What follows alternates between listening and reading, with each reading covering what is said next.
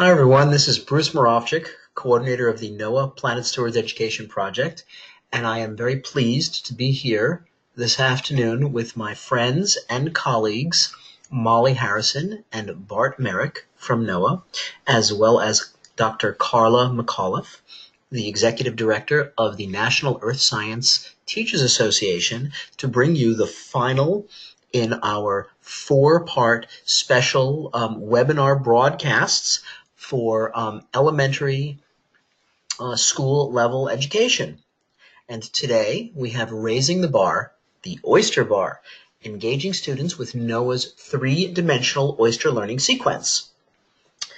For those of you who have not been on our webinar series before, I would make a recommendation to take a screenshot or take a picture of this opening screen if you do have difficulty with your connection or have difficulty with listening in any way, shape, or form. This information to connect with customer service from GoToWebinar or to dial in will be important for you. We'll be starting in just a few moments after a few opening slides. So first, today's broadcast is being recorded, and I will make sure to get a link to the video archive out to you as soon as possible, certainly no later than 1 week. If you don't receive a link to the archive, please send me an email with the subject, request a link to September 27th, 2018 webinar. Now, the video archive and all of the slides that are being presented today and of all NOAA Planet Stewards broadcasts going back to 2013 are available on our Google Archive website. The URL you can see right there, and we'll be sending this out in an email. If you can't seem to access the site, you can send an automated access request through Google, or you can email me requesting access. Now, for the duration of our broadcast, we will be muting all of our attendees' microphones. If you do have a question that you'd like to ask, please type it into your GoToWebinar control panel. Also, if you take a look at your GoToWebinar control panel, Dr. McAuliffe and others might be entering information into the chat box of URLs and other important information that you may want to keep track of. Now, during today's broadcast, you'll be receiving an email with a link to our post-webinar poll. You can see the abbreviated link right there. We really appreciate you opening this up, going to it, and answering the questions. It will probably take you no more than a minute. It's pretty simple, but it does provide us with essential information and metrics, as well as preparing for future webinars. And for those of you who are attending the entire time period of this webinar, we will be providing you with this certificate denoting that you have participated in 1.5 contact hours of professional development, signed by myself and Molly Harrison, the coordinators of the NOAA Planet Stewards Education Project, as well as Dr. McAuliffe from the National Earth Science Teachers Association. And if you'd like to walk away with another certificate for another contact hour professional development, you can join the post-webinar online discussion, which will be open for 2 days. And Dr. McAuliffe will discuss that at the end of this webinar, providing you with more information. If you have a good time on this webinar and are interested in participating in additional professional development, I offer you to join the NOAA Planet Stewards Next Book Club. It will be taking place on Monday, October 22nd, virtually. You can dial into our toll-free number with this passcode, and we'll be discussing energy, a human history. This is going to be taking place at 8 p.m. Eastern Time. If you'd like more information on this and all of the other books that we have available for this year's book club meetings, please go to the NOAA Planet Stewards website to the upcoming events page. And we also have our next webinar, which will be coming up on November 13th at 7:30 p.m. Eastern Time. And that's going to focus on the teacher-friendly guide to climate change, really a seminal work for any educator that is looking to learn more about what's going on with climate change today, as well as excellent pedagogic techniques for the classroom or informal education settings.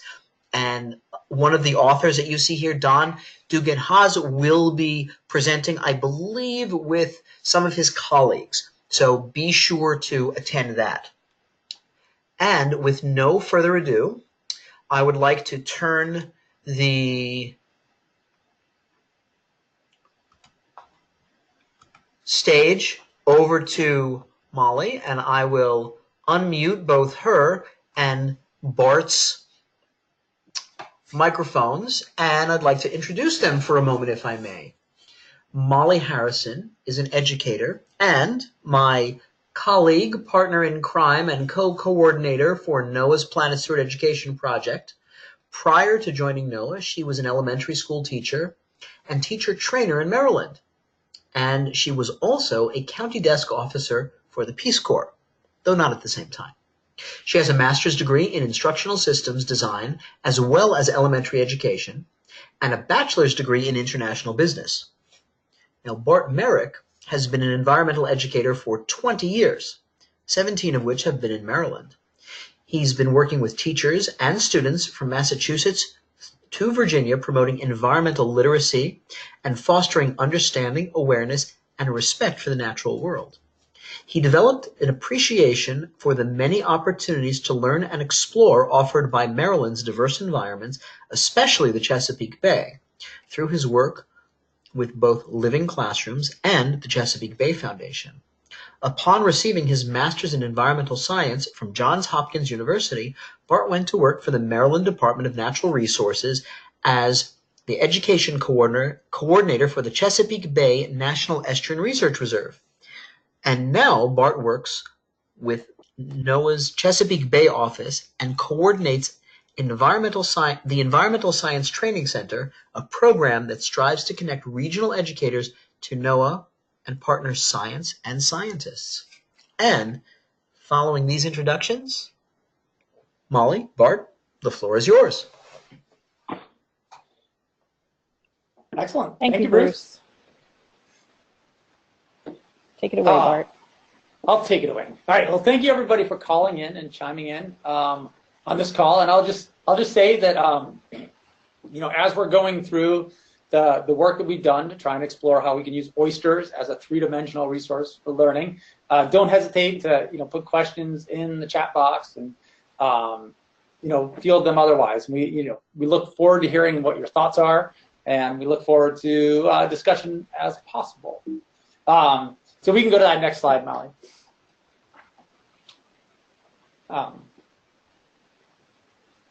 So today, this afternoon, what we're going to try and cover is just give you a little sense of what we worked on, this curricular sequence project, all wrapped up around oysters. Kind of the why, the context, and then what we got out of it. And I think the reason being for all that is just to give you that sense of why did NOAA engage in this effort in the first place, and what did we learn.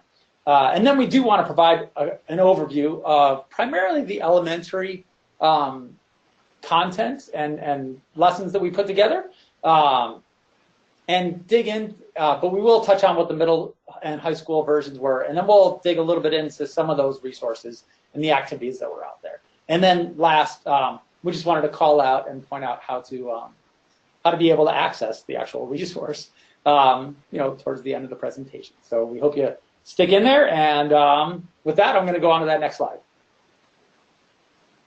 So Bruce definitely fired up that presentation and introduced us, which was great. This summer, beginning of the summer, I had a pretty cool opportunity to sail from Newport, Rhode Island, down to Bermuda as part of a sailboat race. And this picture here is largely what it was like. So it was like moments of excitement punctuated by hours of chilling out. But so Bruce did that introduction, but just kind of a little bit more about what I've been up to. My first job out of college was actually at an investment banking firm. But while there, I started visiting some of the parks in Boston Harbor, and kind of quickly transitioned to saying, I want to be out there more. And that's how I got into the whole environmental education world, which I would actually more term at this point environmental literacy. And like Bruce pointed out, I now work for the NOAA Chesapeake Bay office, and I manage this program called the Environmental Science Training Center. And I've been doing that for 8 years. And the Environmental Science Training Center, the role of that resource is really to connect people within the Chesapeake Bay region to scientists and science happening within the Chesapeake Bay that might be useful for educators. So trying to kind of explore the cutting edge of science, cutting edge of what we're looking at, and think about how that might support education down the road. So off to you, Molly, for a quick introduction. Okay, so I'm Molly Harrison. I am currently the co-coordinator of the Planet Stewards Education Project with Bruce, as you heard earlier. That was a great description, thank you, Bruce, of my past. Ironically, Bart and I started out in similar, our undergraduate degrees, I should say, were similar. I had a degree in international business finance, but I started at the Peace Corps, and that was fantastic. Had a great time. I was in headquarters. I went from being a writer to being a country desk officer. While I was a country desk officer, I got my master's in education, elementary education, at Marymount University in Virginia. I taught for 7 years after my 2 tours with the Peace Corps were over. And after teaching, I became an outreach and education coordinator at NOAA, first working on protected marine species like whales and dolphins and sea turtles, and transitioned to leading their education effort in that part of NOAA. Luckily, I was scooped up by Bruce and a former colleague of ours, and get to work on Planet Stewards today. And Planet Stewards is a professional development and a stewardship program for educators and their students, where we provide professional development in NOAA sciences, as well as help educators develop stewardship projects that in their local areas that they can do with their students. I encourage you, as Bruce mentioned, to sign up for our email list. We won't inundate you, we promise, but it will give you access to lots of fun resources. Okay, Bruce, let's go to the first question.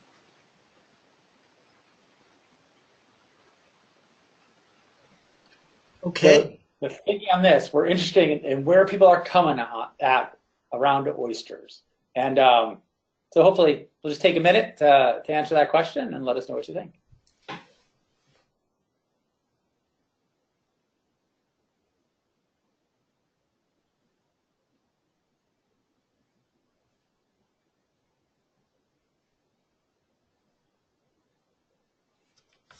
Okay.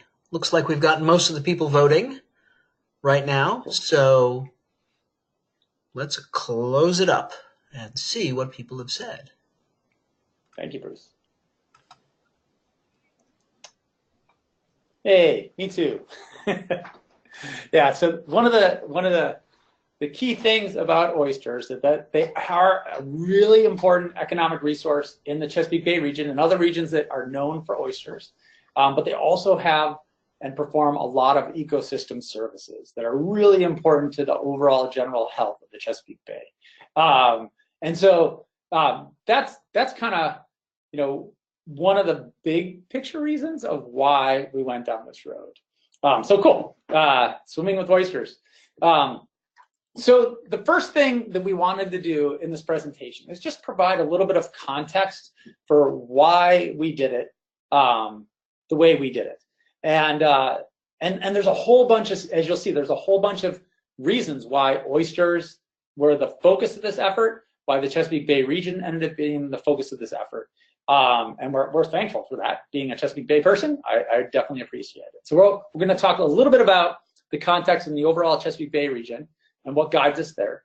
A little bit about what's going on specifically in Maryland that makes this relevant. And then we have a couple other interesting things going on. One of them is called the MIWE, or the Meaningful Watershed Education Experience. I'll talk a little bit about what that is.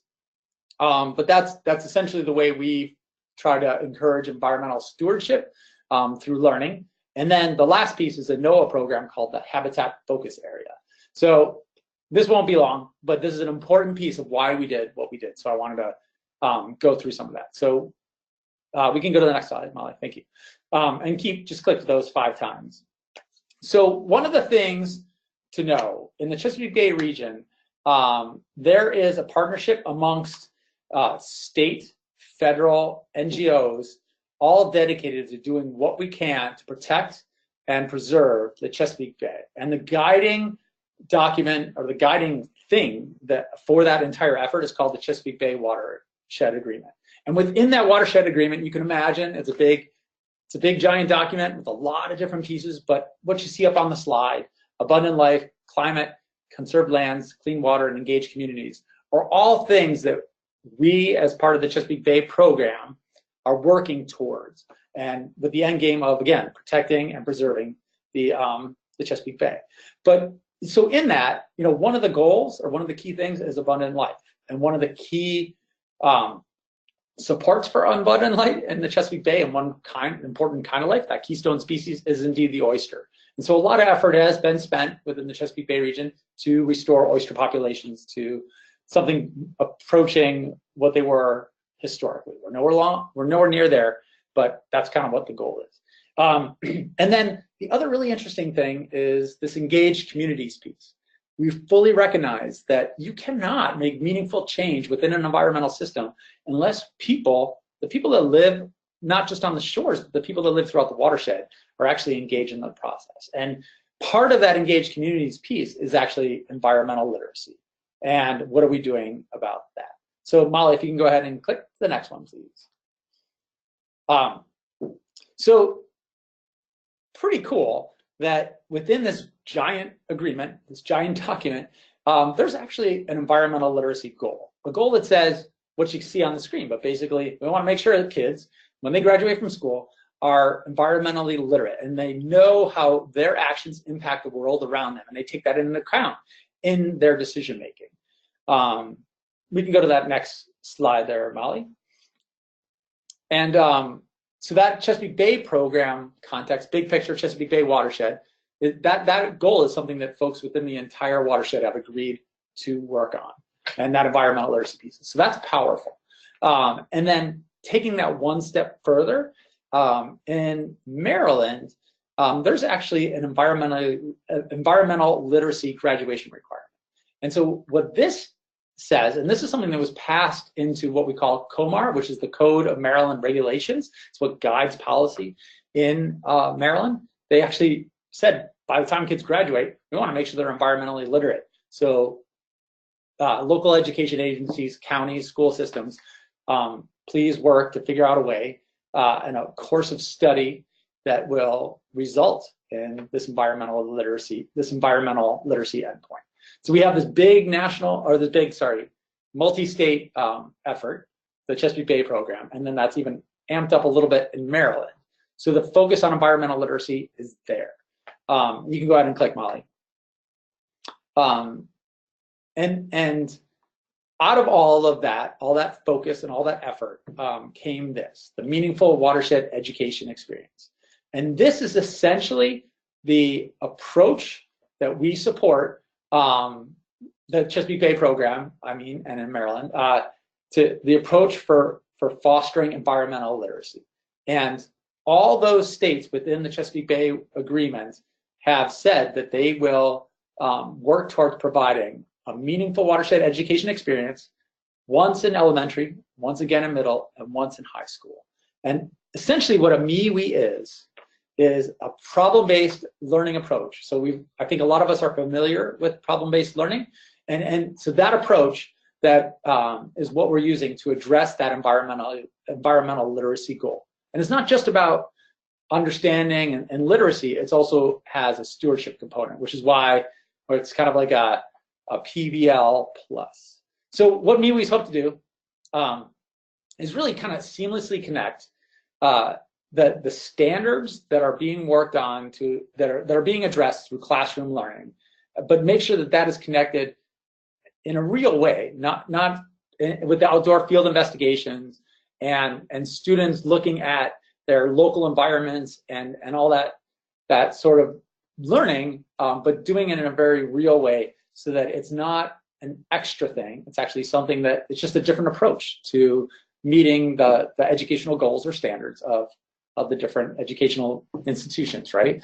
And so that PBL approach with the MeWe as kind of the type that we're going to be using is what we're promoting out there. And just a little bit more on MeWe, so you can click to that next slide. We're actually currently working on an online course to help people learn more about what MeWes are and how you might actually design and implement them. And a great site to learn more about MeWes, if you really want to dig into them, is at the bottom of this page, this Bay Backpack site.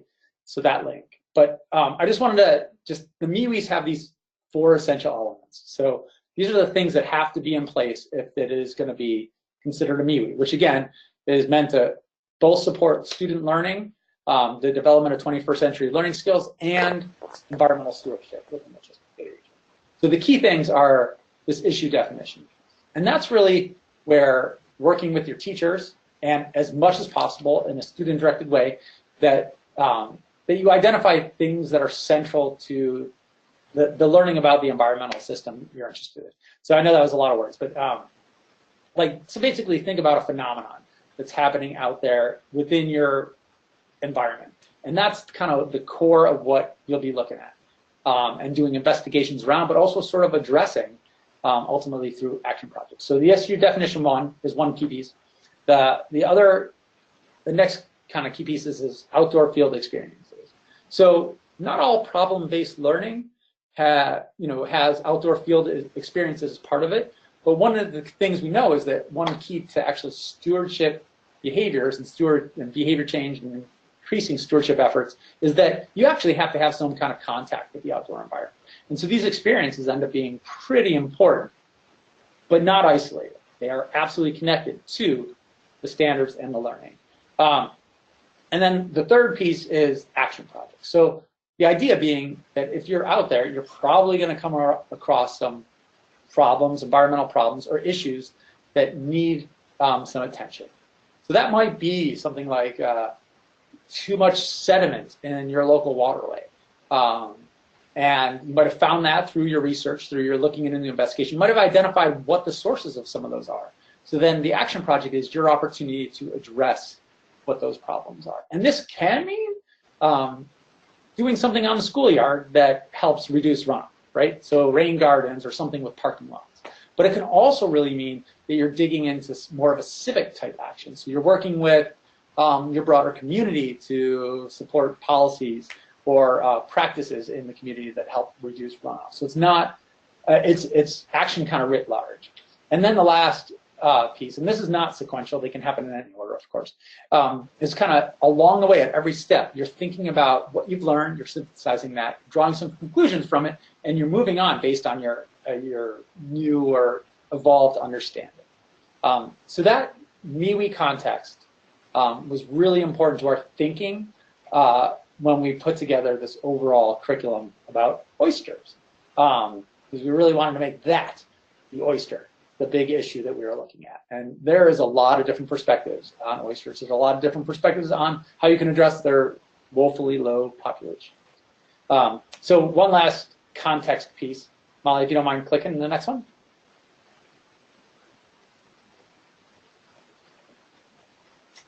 Next one.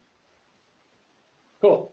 Is this. And the Chop Tank Habitat Focus Area. So the HFA, or Habitat Focus Area, is a program that NOAA has been working on for the past few years to try and really kind of concentrate efforts, not just NOAA efforts, but efforts of partners that might be out there to actually have an impact on a geography or local area. So we have HFA in our region, the Chesapeake Bay region, which is the Chop Tank River. And this is the watershed outline right here. And the Chop Tank, like so many places where you might be from, is impacted by all kinds of things that are happening in the area around it, such as urban sprawl. But one of the big, and Molly, you can click to the next slide. You know, one of the big things that we're actually looking at in terms of the HFA is this idea of oysters. The Chop Tank River used to be one of those rivers that had so many oysters in it, and those oysters provided excellent habitat, but also a huge economic resource for the community out there. And the population, just like in the rest of the Chesapeake Bay, has gone down, and it's gone down for a number of reasons. Harvesting, there was a lot of oysters that were taken out of the bay. Disease, turns out the oysters in the Chesapeake Bay are vulnerable to a number of diseases, and those diseases did a lot of damage to the oyster population in the 80s and 70s. And then what's happening in the rest of the watershed, the water and habitat that is really good for oysters. There's just less of it, both in terms of like the water quality and in terms of like oysters need to grow on other oysters. So if you have fewer oysters out there, there's less places to grow. So those are kind of like some of the issues, and you can go ahead and click them.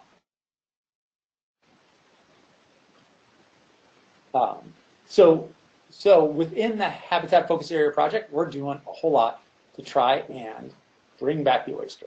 So in the map on the left-hand side of your screen, you kind of see like 3 entire areas that are outlined.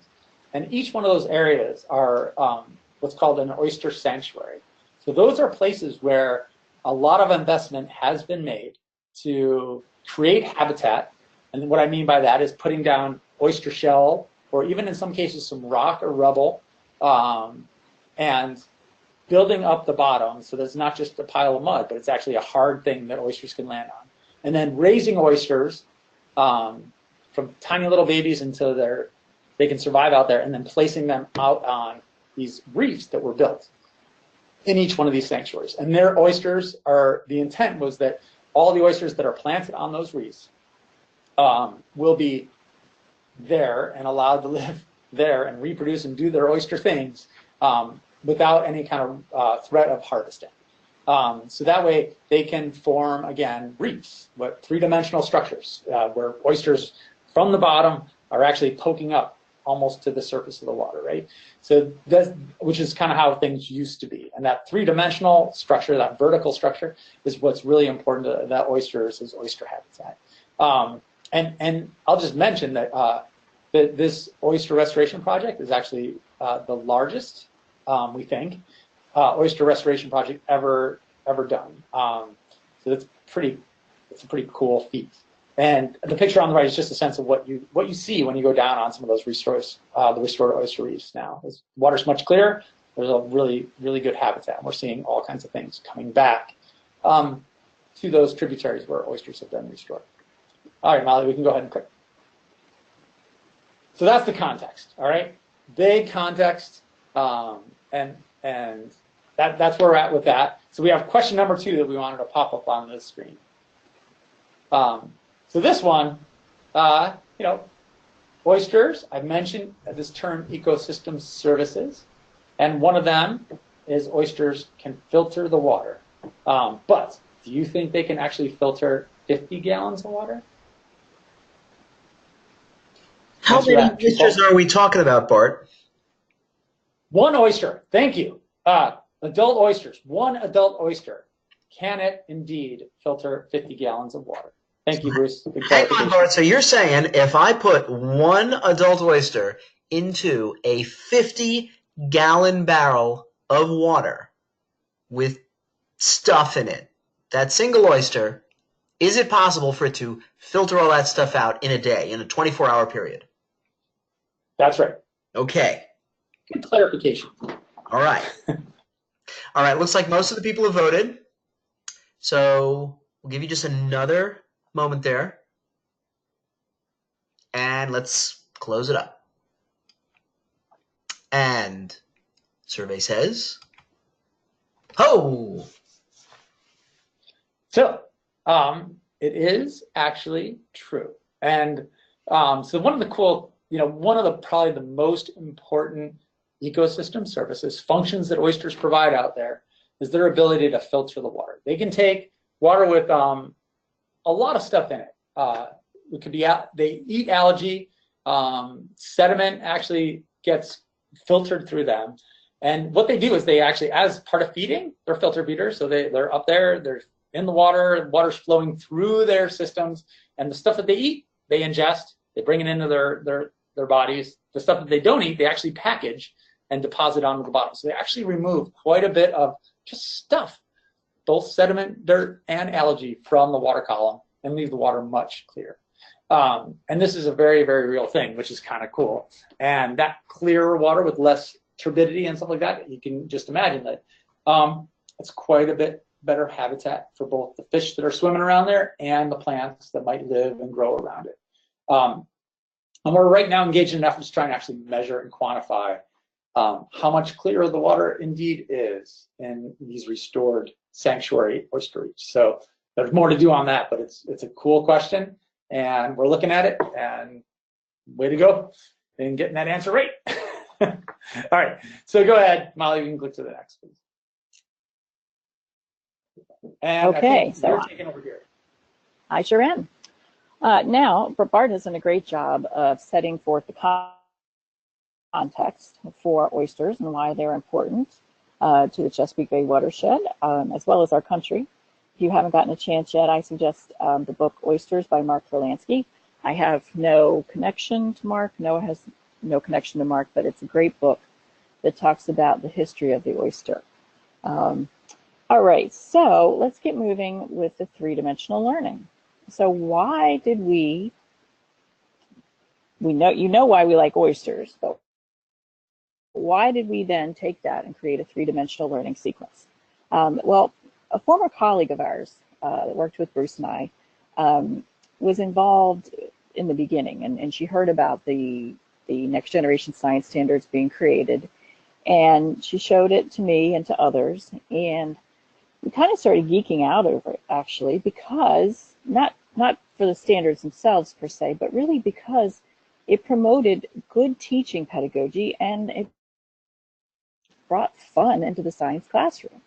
And we knew this was going to be a huge change for NOAA in the way that we at NOAA offer education materials and in the thought process behind our offers.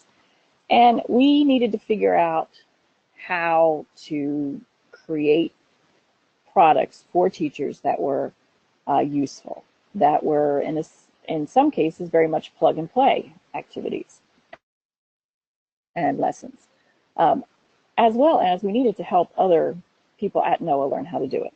So we decided that we would undertake this effort.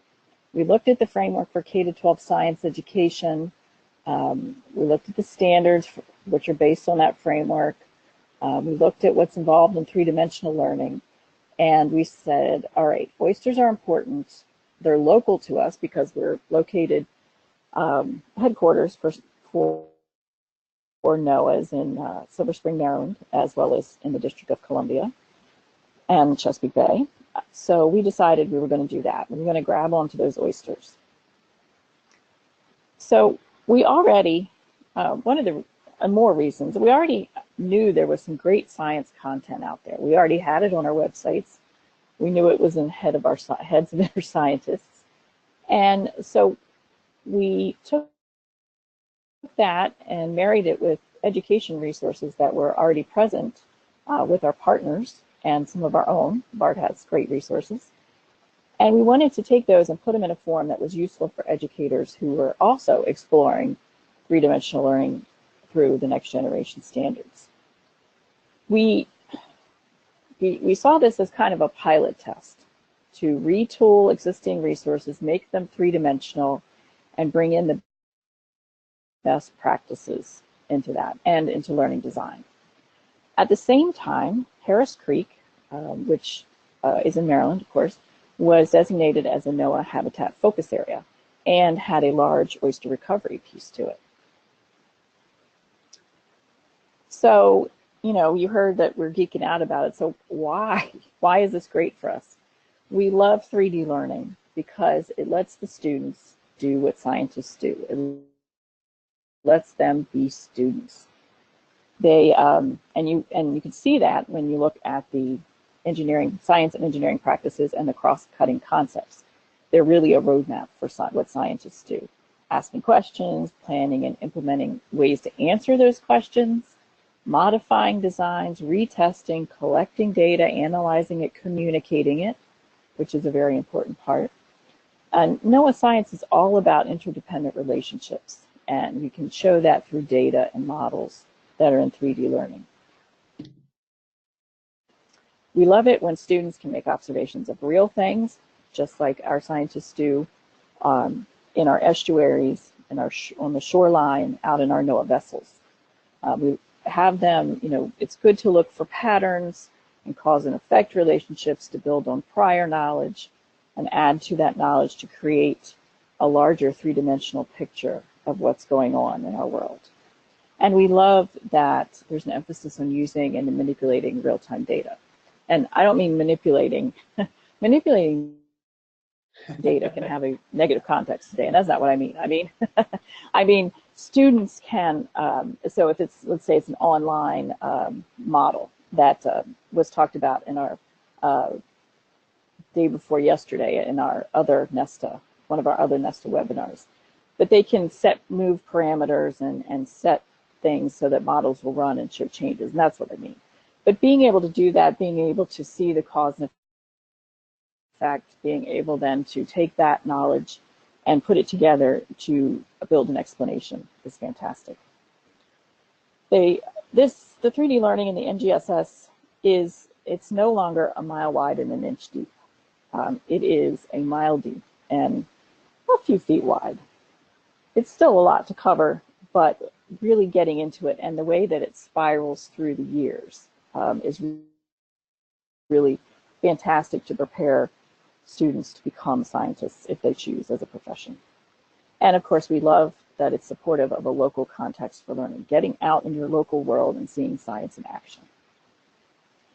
All right, so what did we do? And Mr. Bart, I think we're back to you. Me, right? Yes. Yeah, so this, besides geeking out about next generation science standards and how good they are for really actually helping to create a science-informed society, that locally relevant piece was also something that we clued on to. And all the context that I just presented earlier, oysters were the thing.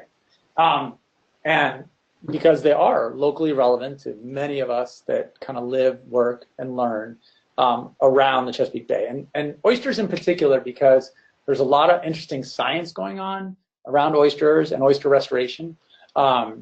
They have a real powerful history in terms of why the Chesapeake Bay grew as it did. A lot of it is somewhat attributable to oysters. Oysters were a huge source of protein back in the day, so that economic resource was key. We talked a little bit about the ecological stuff, like the ecosystem functions, and then culturally, there's entire communities around the Chesapeake Bay that still make their living off of the water, and oysters are a key part of that. And those cultures are cultures that have been around since the Chesapeake Bay region was settled. So that it's a big deal, and oysters are a big deal here. So we ran with it. So we can go to that next slide. So in the Chesapeake Bay region, because oysters are such a key piece, there's a lot of folks in this world that are thinking about oysters. And in the education world, we have some non-formal education partners that we actually worked with to develop this entire set of lessons that we're going to be going through. One was the Annapolis Maritime Museum, right here in Annapolis, Maryland, that again, like they had a lot of game on oysters and oyster, like the history of oyster and oyster harvest, and the Chesapeake Bay Maritime Museum, also another awesome resource in the Chesapeake Bay region that has a lot of game on oysters and oyster education. So we work really closely with these non-formal partners, and we also work very closely with a number of teachers from throughout Maryland, from areas near DC to areas as far as you can get in Maryland from DC on the Eastern Shore.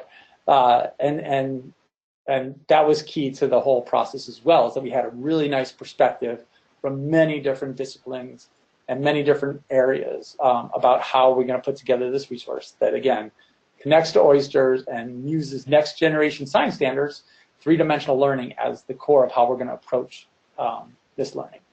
We can go to the next one. So we had the education game. We had that pretty locked in. And luckily, we were also able to lock in some pretty interesting science game. So what I mean by that is, like, well, there's a lot of resources that support science around oysters here in the Chesapeake Bay region. So some of that's from NOAA and the office that I work in, Habitat Conservation. But also Maryland Sea Grant has been doing a lot of work to understand oysters, and recently a lot more to support oyster aquaculture out there. So that influenced and worked with what we're up to. The Maryland Department of Natural Resources, which is in charge of kind of setting the regulations that govern oyster harvest, was a big part of how we put this together. And then the University of Maryland, in particular, the Horn Point Lab, where they do a lot of work to try and raise oysters for restoration purposes. So we had this tremendous wealth of science expertise in the region that was willing to work with us and the educators that were part of this in the nonprofit and non-formal world, as well as the formal world, to put something out there and make sure that it was scientifically accurate and educationally robust. We can go to that next slide. And so what do we get? And I'm doing the high level, what do we get piece, so we can click to the next piece. And just a little bit on the process. I mean, so, you know, I mentioned all the names of the people that were out there, but we had multiple convenings of that group that was tasked with, first off, kind of identifying resources that were, I'm going to say that were robust enough to be supportive of next generation science standards implementation. And then where we needed to, we modified some of those resources. And then we wrote original stuff that all became part of this oyster sequence. And we worked really hard to develop a set of activities and lessons that went from kindergarten all the way through high school. And so the output of it is this fairly large collection of activities and lessons that are largely centered around a single disciplinary core idea, this LS2A, which is about interdependent relationships in ecosystems. So each grade band dug into that core idea, you know, as you through, and that was kind of the approach, is using that as the core idea. So in elementary school, LS2A and the work that we did there really kind of focused on things like food webs and ecosystem balance, and you know, and kind of different perspectives around oysters and oyster management and things like that. In middle school, LS2A focuses more on, you know, environmental interactions. So what are the abiotic factors within the areas where oyster lives that influence oysters and their outcomes, right?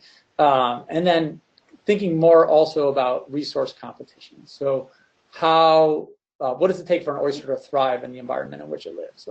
How might it be outcompeted by other things that live there, or even other needs of use of water? And then for high school, again, LS2A, this interdependent relationships, kind of digs even deeper into things like carrying capacity or limiting factors and the idea of finite resources. So what I'm trying to point out in this slide is that we carried through all the activities and lessons, or at least in each grade band, this idea of working on independent relationships and in ecosystems. And this is something that actually emerged fairly organically as we were working to identify resources and build resources. This is the one that popped as being the one that was the greatest link. And so what we were able to do is see how that core idea evolved over time and got and spiraled, as Molly mentioned earlier, so that it was like this core thread that ran through everything and helped us make sense of it. And then also for our learning, in terms of putting together stuff related to next generation science standards and what NOAA could do, we learned that, you know, if we anchor our work to, you know, a particular core idea, we can really find some really rich resources and develop really rich resources that address that idea. So that's just the core idea. The same is true of practices and cross-cutting concepts. So Molly, if you don't mind clicking to that next slide. So like in terms of practices, one of the nice things about the way next generation science standards is set up is that you know, in whatever you're teaching about, you're using this three-dimensional method, right? So you're using cross-cutting concepts, practices, and core ideas. And they, like the core ideas, evolve over time. The practices, like the core ideas, evolve over time. And so what you see here is that in each one of those grade bands, we kind of worked on a lot of the same science and engineering practices, but the depth in which we use those practices to explore the content, you know, it expanded and kind of deepened quite a bit, which is also powerful to see how that evolved over time for students and also for what we needed to do with the content we were offering. And then you can click again, Molly. And like I said, same thing with cross-cutting concepts. So we looked at the similar ones almost in elementary, middle, and high school, but we just dug in more deeply as the student, you know, as the learning progressed. And I will say, like, out of this whole effort of trying to develop this Oyster curriculum that goes from elementary through high school, the folks involved in this, I mean, we got a great product out of it, I think. But we also really learned quite a bit about how next generation science standards work and how they work across the student's career. And that was a really powerful piece and output of what we were able to do. So go ahead and you can click to the next one now. And I just kind of want to call it, so like through all this learning, one of the last pieces, the last piece actually that's part of the whole entire set of activities and learning is this environmental research and stewardship piece where students have the opportunity to identify issues, doesn't necessarily have to be oysters, but related to it, and then really thoroughly explore them with the skills they've developed and the learning they've developed over the entire course of the high school study, but ideally the entire, you know, in a perfect world, this would be implemented in a school system and kind of go from K to 12. And you know, the thinking is that this culminating piece you probably see some pretty powerful examples of how students can really drive their own learning and what they have gotten out of this entire process. Well, you can go to the next one. So we talked a lot about next generation science standards. We talked a lot about the context. We talked a little bit about why Noah's geeking out. So just kind of doing a gut check for us. We wanted to kind of find out from you all, you know, what your experience with next gen is. Are you like, you know, next gen has influenced what I'm doing and how I'm teaching a ton, or, you know, maybe not so much. So we just kind of going to get a quick sense from you what you think on that. So Bart, in addition to answering this poll question, would you like folks to enter their experiences, if they like, into the question panel? Some of the educators may have NGSS dictated to them amongst their districts. Some may be adapting it by themselves. Are these things that you'd like to be able to find out if people would type it into the question panel? Yeah, that'd be awesome. And we can roll with that. And I think the next slide, and we are digging into the curriculum as the next piece.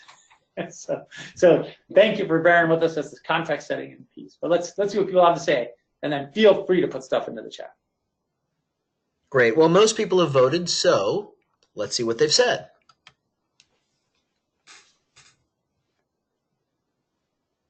All right. So it's kind of, you know, it's a pretty even split amongst those three. And, you know, I guess it depends on the state in which you're working.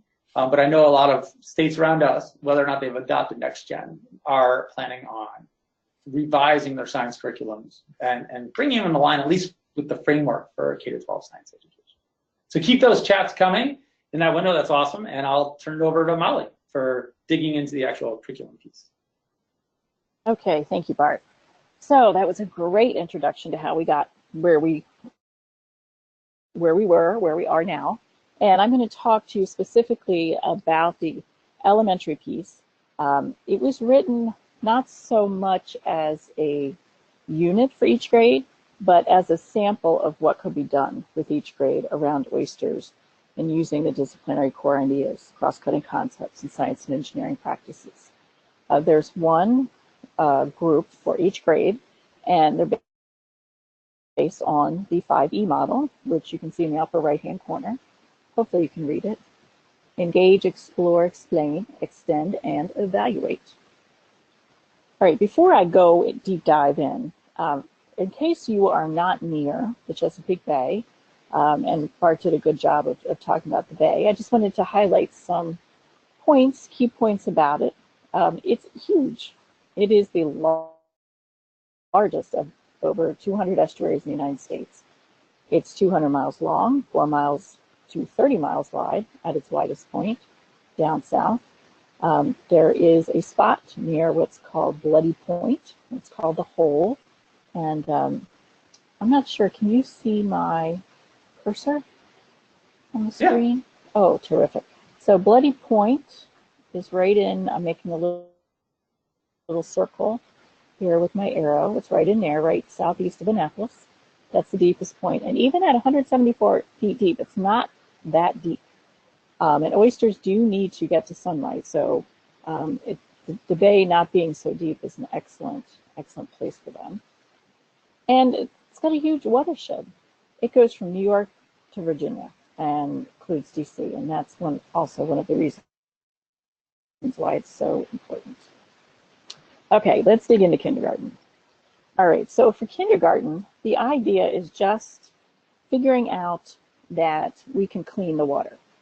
In kindergarten, with kindergartners, we make dirty water. We put in packing peanuts, we put in pencil shavings, we put in plastic bag bits, crayon bits, whatever you have, and you make dirty water. And then you say, you want to swim in this? And they go, oh, no, I don't want to do that. And then you say, well, you go, fish or a crab wants to swim in that?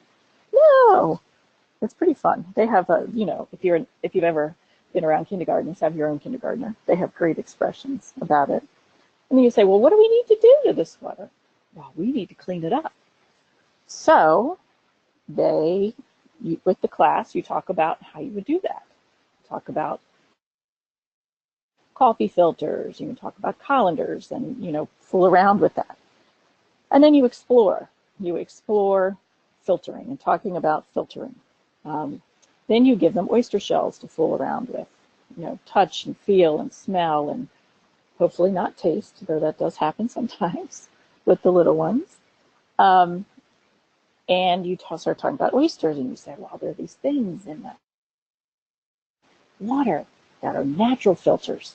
And, they do it and we don't have to bring our colanders and our coffee filters and do it ourselves. They do it for us. And so then you talk about filtering and talk about how the oysters do the filtering. And if you are close enough and you can get an oyster and put it in water, you don't have to put it in 50 gallons of water. You can put it in a small clear container and they will quickly see that the oyster cleans that water. When you take this home, or they take it home, and you see there's a sample on the right of the take-home worksheet. It's got more words than you might necessarily use with a kindergartner, but it also helps the parents understand what they're doing. And they try things around the house to filter with. And they write, yes or no, does it filter? And then they draw it. And then if they can write at the bottom what they found out. They can dictate it. They also can draw a picture on the back if they like. And so this is the idea of just introducing the fact that we have dirty water, but we can make it clean, and that it's important to have clean water, not just for them to go swimming in or to drink, but for other species as well.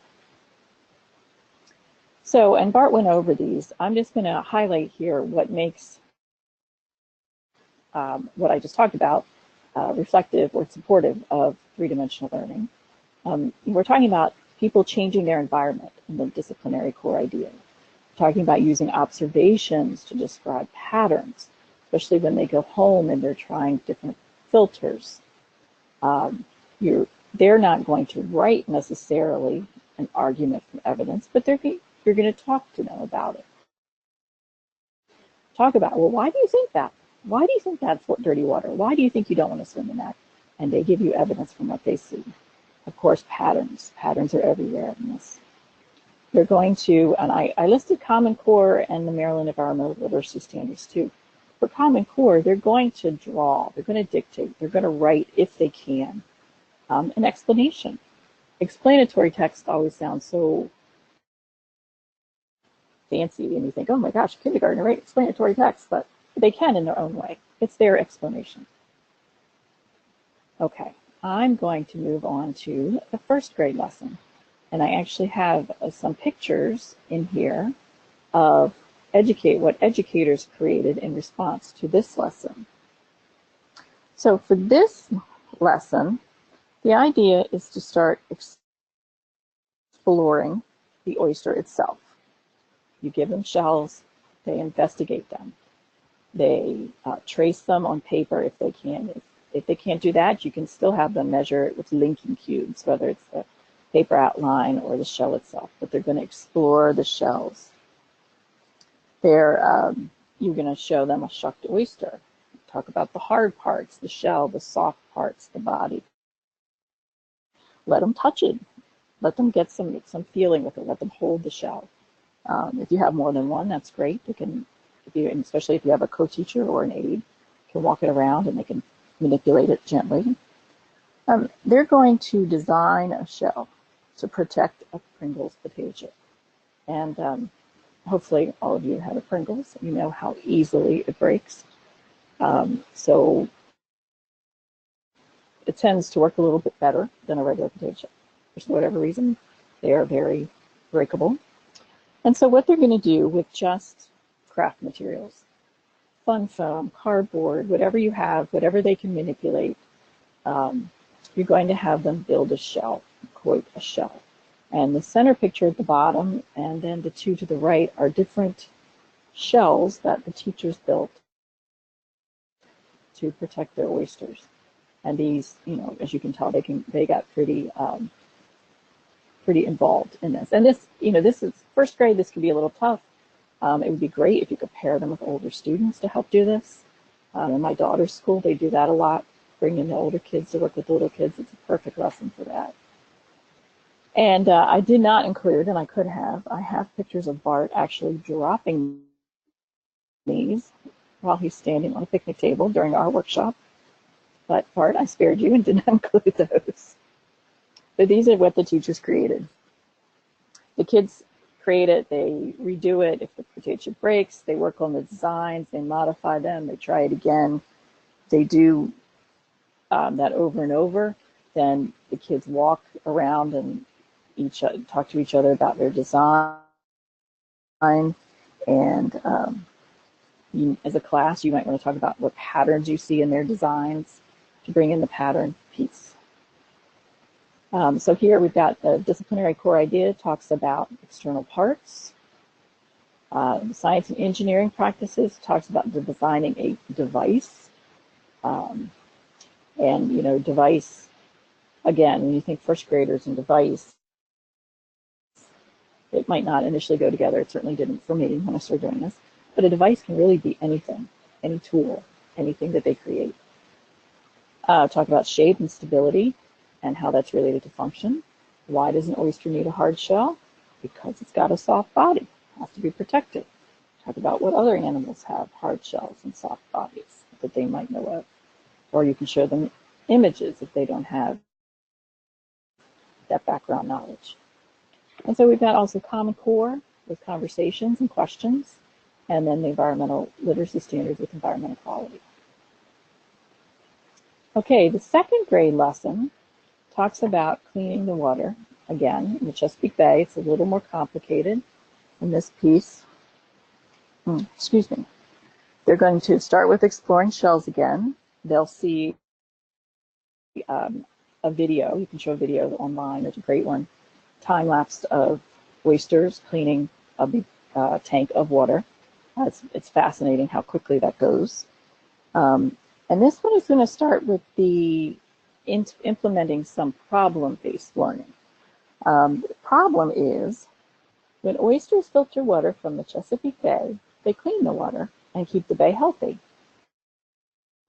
But there are not enough oysters left in the bay to keep it as clean as it used to be, and the animals are suffering. What can we do? And so everything that you're doing in this set of lessons has to do with answering that question. And in the end, they will answer that question. and it's, the whole thing is about building reefs. They build a reef and then they modify the design again, build it again, and then they talk about why the first design might not work because you're talking about the animals that live in the reef. You're talking about how the reef protects the oyster, and you go from there. So this one covers 3 disciplinary core ideas. I'm not going to read them to you, but you've got designs and sketches and different kinds of things living in the same area. Again, you're comparing and testing your designs. You're talking about the shapes and structure. Talking about, there is the reading component. I'm sorry, I missed that. On the right-hand side over here, there is a component that I wrote about oysters. It's a question and response format with highlighted vocabulary words that you could read to them. They could read with an older partner. Your best readers could read it with other kids. It's, you can use a variety of ways. But that gets to some of the common core. And the second common core about meaning of words you can address with the text. Keys in the text with the bold words. Okay, group thing. This is again an oyster reef activity, a little more complicated. You've got the oyster exploration in the beginning, and then you talk about having them build a reef using a clear shoebox with water, clay, Legos, and using a straw to help move clay balls through the water. And this is focusing on really 3 aspects. And I'm going to move to the next slide for a moment because there we go. There are 3 parts to the disciplinary core idea for this one. It's the first entry at the top. Being part of a group helps animals obtain food, defend themselves, and cope with changes. And so the activity uses the Legos and the clay balls after they've built the reef to address each of those things by having the students create motion in the water to move the clay toward the Lego reef and see what happens with different designs. And this is a sample data sheet just so you can see the type of data they're collecting. The problem in this is that the scientists are not sure how to put the shells into the bay to have other animals attached to them and grow. I'm sorry, I should have said that at the beginning. And so this is all testing of ideas of how to align the shells and how to arrange them so that they're the most productive for the oyster. Again, we've got arguments, we have cause and effect relationships, we have them reading pieces and writing some responses to that. At the end, they write a letter to a scientist using the data they collected. So they're integrating writing and math in an explanatory piece. And for the environmental literacy standards, I'm talking about physical systems and interactions within the biosphere. Okay, this is an oyster dissection. What makes this more NGSSE, I guess you could say, is that the students will watch the video, watch the cleaning video, they'll look at an oyster, and they're going to try to figure out what parts are what. You want to go over what the terms mean, but then give them an idea, or give them a chance to put their ideas in action and label the diagram. And then they actually do go through and, with oyster, look at the different parts. And Bart is a master of doing this oyster dissection, and the teachers in our workshop really enjoyed doing this. You're not cutting anything. You're lifting and you're moving items within the oyster to see the different parts and how they work. So we've got the disciplinary core idea with internal and external structures. They're constructing an argument where they're going to talk about, in the end game, how oysters eat, talking about a system. The oyster is a system and its components and parts and how they work together.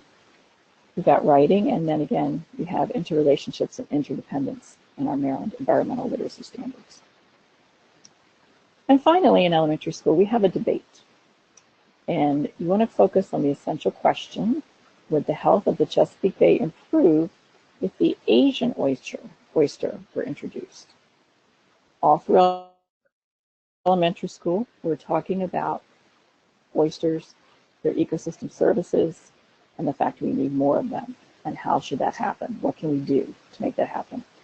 One of the options that was proposed is to introduce an oyster from Asia that, I believe, Bart, if I'm correct, that this oyster breeds more quickly and is disease resistant than the eastern oyster. Thank you. It's disease resistant because there are two types of disease that have attacked our eastern oyster population in the bay. And so the students will take the stance of one of the four folks at the bottom of your screen: the restaurant owner, the waterman, the environmentalist, or the scientist. They will read text, they will look at images, watch videos, whatever resources that you have. We have included sample texts and pictures in the lesson itself. And then they will develop their position, yes or no. Is it going to help the bay or hurt the bay? And then they'll go through a debate process and offer their ideas and counter arguments. And in the end, they will come up with a position. You may not have complete consensus. It's always interesting to see which way that the kids go with it. But it's a fun activity, and it brings together all of the knowledge they've gained from kindergarten to 5th grade.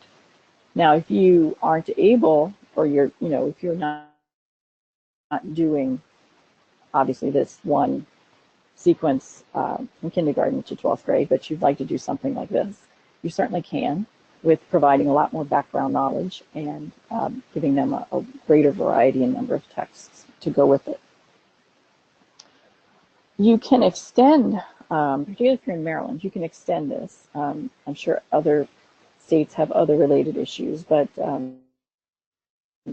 another kind of invasive species for Maryland is the nutria, which looks like it's kind of like a beaver. Looks kind of like beaver without the tail. It was introduced to help the fur industry way back when. And when it wasn't profitable anymore, people just let them go. And they can be, something to contend with. So that's another way to extend this learning. All right. So from NGSS, we have interdependent relationships. Science and engineering practices, engaging in argument for evidence. That's what this is all about. Talking about the system and the way its components interact. Common Core, we're taking information from multiple sources. And in environmental literacy, we're talking about the issue and looking at different stakeholders' beliefs and values.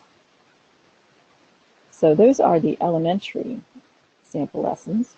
Just briefly, with the middle school and high school, here in the first module of the middle school, you have 4 lessons, and they cover the following: disciplinary core ideas, cross-cutting concepts, and science and engineering practices. I think Bart's previous slide did an excellent job of showing how these relate across the grade bands. But as you can see, there's a good deal of using models, patterns, cause-effect, communication. And that's an important part of science that sometimes is overlooked, is being able to communicate what you have found to people who might not be as well-versed in the topic as you are. The second middle school oyster unit talks about dissection, harvesting oysters, and again, working to save an oyster reef.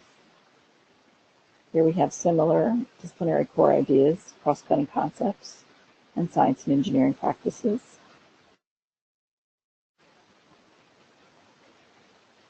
Now, the high school is a bit different. It has 4 large modules. As with the middle school, it starts with history, starts with the Oyster Wars, which is a fascinating piece of Maryland history that, before doing this, I was not aware of, and I am a native Marylander, born and raised, gone down the ocean every year, and I didn't realize what a big part of history that was. It moves on to a simulation, which is a fantastic way to talk about harvesting and what happens over time as industries improved their methods. We talk about oyster restoration, and at the bottom, this slide that Bart previously showed you is the research. And as he showed you before, that's what we get. We get students who can research an issue, take hold of it, understand the stakeholders and their values, and design actions, and hopefully take those actions to help each student to become more environmentally literate. Whew, okay, that's a lot of talking. So, where can you find all of this? The URL is at the bottom of the screen. If you Google NOAA education, oysters in the Chesapeake Bay, or even just oysters, I believe, it will come up near the top of your search. If you, and we will have this URL available for you. And there you go. Does anyone have questions for Bart or I or both of us?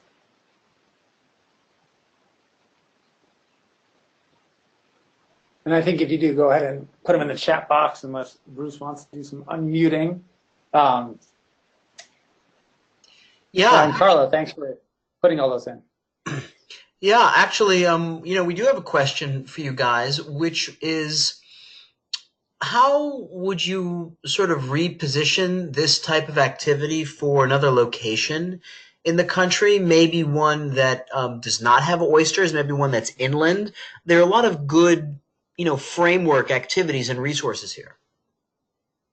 So that's actually a great question, because one of the key things we are trying to do within the whole project is just say, what if we had other iconic species or critters or like major issues in different places around the country? And we're thinking from a NOAA perspective, like, could you just kind of take the model that we use to develop this oyster focused project and kind of just plug in these different things? So like maybe it's corals, and you can look at corals in a very similar way to create or identify and work with learning opportunities that are 3-dimensional and supportive of next generation science centers. And we think that through this process, like I mean, you can, right? You can using similar activities or similar lessons. I would argue maybe even focusing on similar disciplinary core ideas. You can plug in different things that are more locally relevant to you. And I think that's essential, is that we looked at this as like a case study in how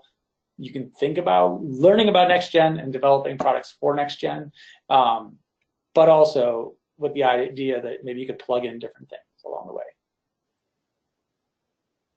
Yeah, so I just moved this. I think you can still see my screen.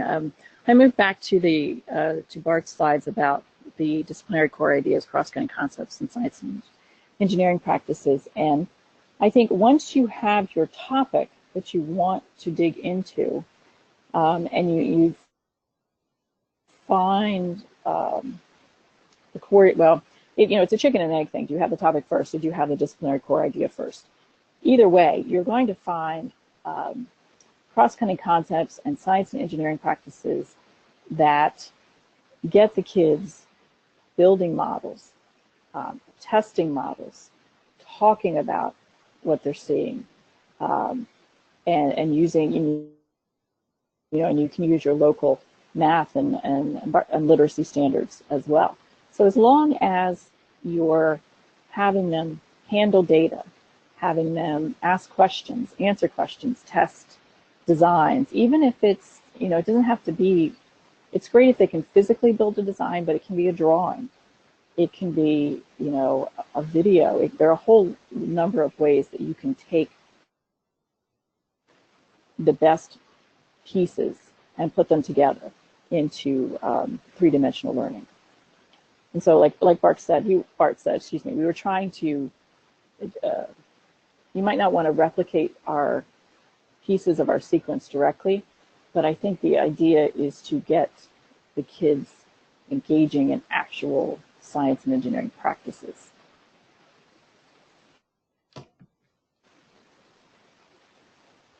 Thanks, Molly.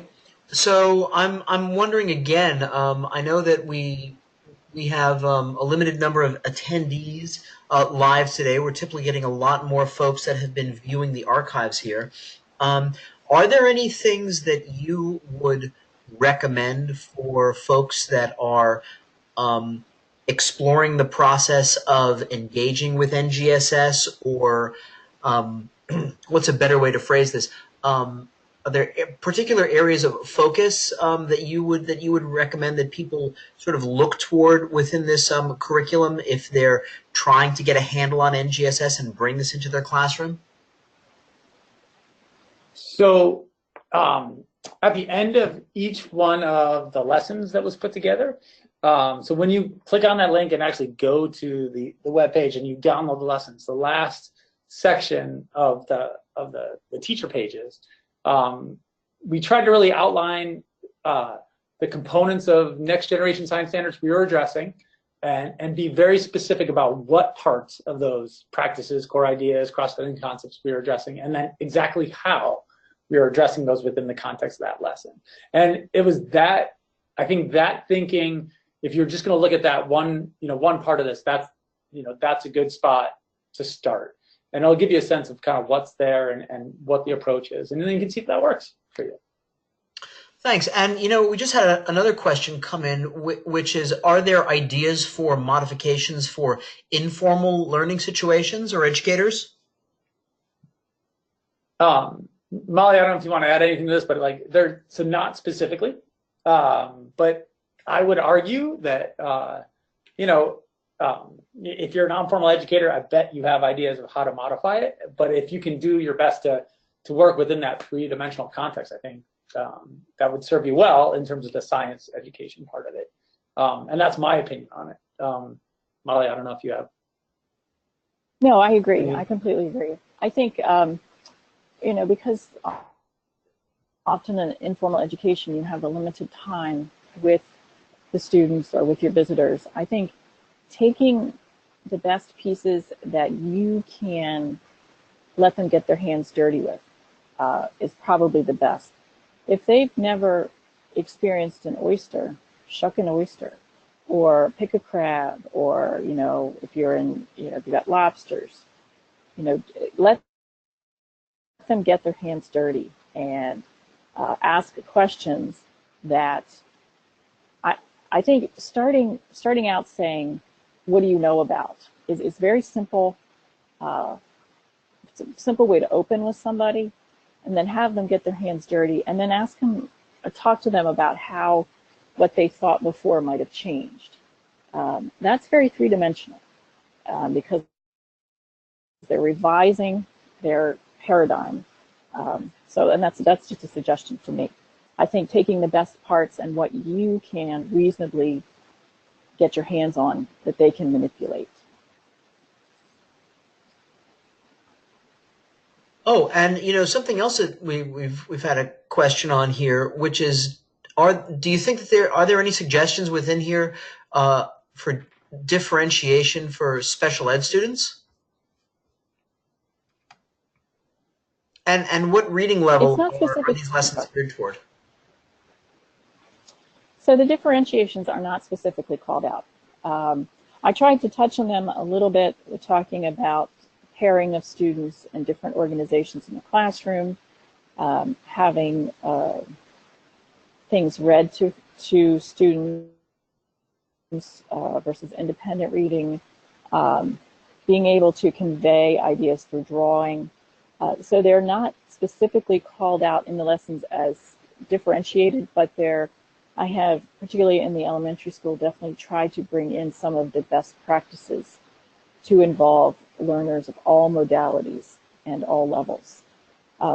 Reading level, so the piece I wrote, or the two pieces I wrote about the oyster in general, the question and answer piece, and how oysters eat, are probably at a third grade level. My apologies, my mic just dropped off. They're probably about a third grade level, possibly fourth grade level.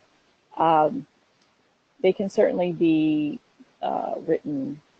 They can be written shorter, rewritten shorter, just taking out the main ideas.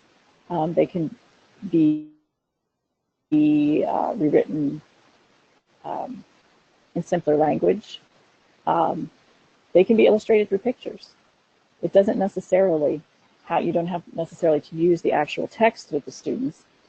You might find a set of pictures that goes along with the text, and so while you're reading the text or another student is reading a text, you can be showing images that illustrate what the students are hearing. So that's the long answer to your question. Thanks, Molly. So, we're getting close to the end of the hour, and I want to make sure that folks have the opportunity to get all the information about how to join in the discussion afterwards. So, and I would say that if you do have specific questions about the curriculum, certainly you can address them to Bart and or Molly, who will be more than glad to answer your questions about this. This is kind of like a little bit like their baby. They worked long and hard on this, and I know that they are interested in folks being able to engage with it in as productive ways as possible.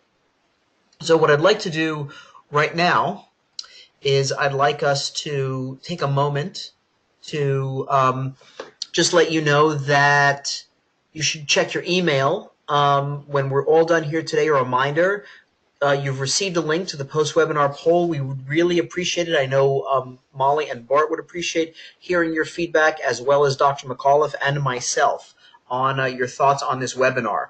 So we'd appreciate if you would go do that. And this is the same for folks watching the archive. This poll is going to be open for you to answer.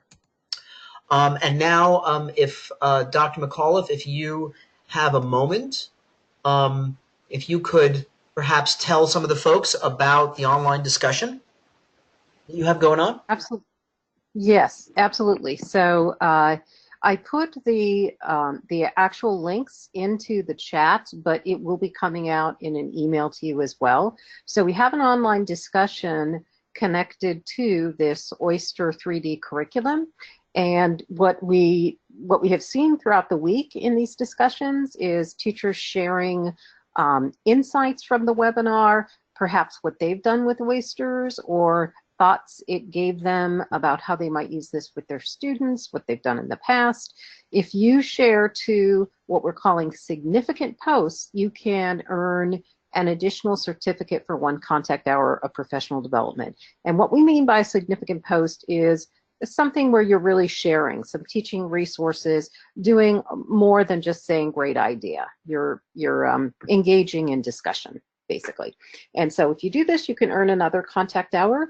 We're going to keep the discussion area, we'll be monitoring it for the next 2 days. So until the end of day on Saturday, you can contribute to this discussion. If you have any questions, you can contact me. My email is there, and I'll put it in the chat in just a moment. But also, if you want to participate in any of the previous discussions from this week and you weren't able to go to those webinars are now embedded on the discussion pages, and you can watch it and contribute to the online discussion and still receive 1 hour contact of professional development for those. So the online, oops, this looks like maybe this is my error. This is not the right link here, so ignore that. That's yesterday's Weather Ready one. But I put it in the chat anyway. So go ahead and go to that, thank you. So go back 1 slide, please, Bruce. So when you get to the online discussion, you need to be logged in with a CERC account, and there's a simple little message at the bottom that says if you want to create a new thread, you need to log in. Once you click it, you'll be prompted to log in if you already have a CERC account. That's the Science Education Resource Center at Carleton College. If not, you can create a new account, and it simply asks you for first name, last name, email, and a password. It will just take you a couple of seconds. And once you have an account, then you can contribute to the online discussion. Our facilitators throughout the week have been, and tonight and the next until Saturday as well, are Aida Wad. She's a 2016-17 Einstein Distinguished Educator Fellow. She's also the past president of the National Association of Geoscience Teachers, whom the National Earth Science Teachers Association, NESTA, works closely with. We also have DJ Cast, who is the Joint Educational Project STEM Programs Manager and USC Young Scientist Program Director, who works with elementary kids a lot and is also a former Planet Stewards, or I don't know, she is a Planet Stewards attendee person. I don't know what the word is, Bruce. No, she is a participant in good standing and has been the recipient of several past NOAA Planet Stewards awards. And if there we go. Finding out about that, you can just go to the NOAA Planet Stewards page. There you go. And so we're thrilled to have these folks facilitating. Absolutely. And this would be, the discussion is an excellent place to go to bring up some of the issues and questions that folks have brought up toward the end of today's presentation. Just a quick little plug at the end for our next book club, which is coming up on Monday, October 22nd. Free to join, free to participate. It's going to be at 8 p.m. on the 22nd. The dial-in number's there. More information's on our Planet Stewards website in the upcoming events section, as well as our next webinar, the Teacher-Friendly Guide to Climate Change, which is going to be on November 13th at 7:30 p.m. Eastern Time.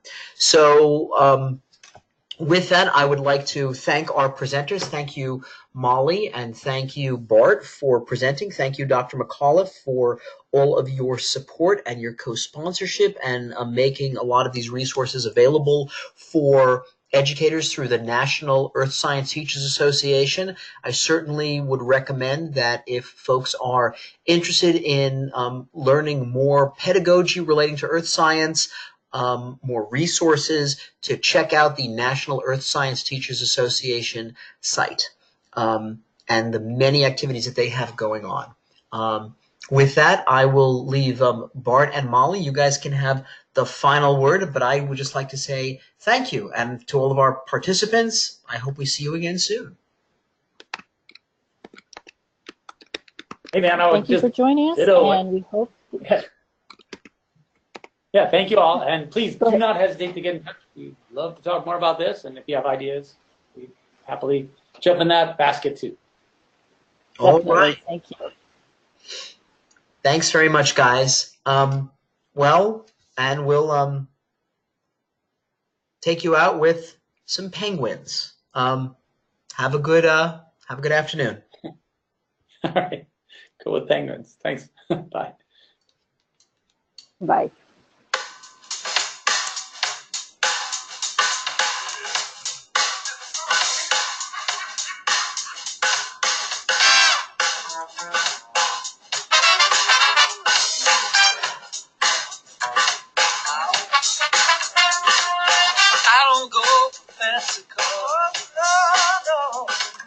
Diamond rings, moving stars. I go for penguins. Oh Lord, I go for penguins. Throw your money out the door, just sit around and watch it snow. Let it snow, let it snow. I go for penguins.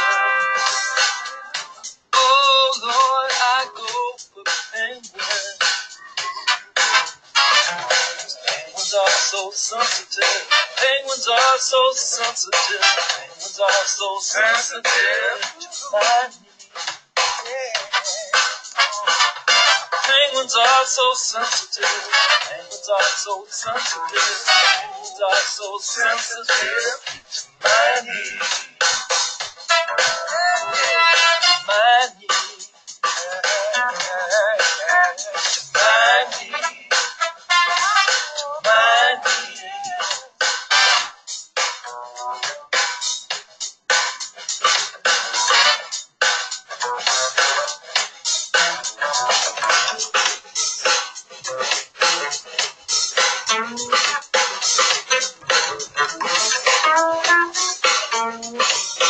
Penguins are so sensitive. Penguins are so sensitive. Penguins are so sensitive to my needs. My needs. My needs. My needs. My needs. My needs.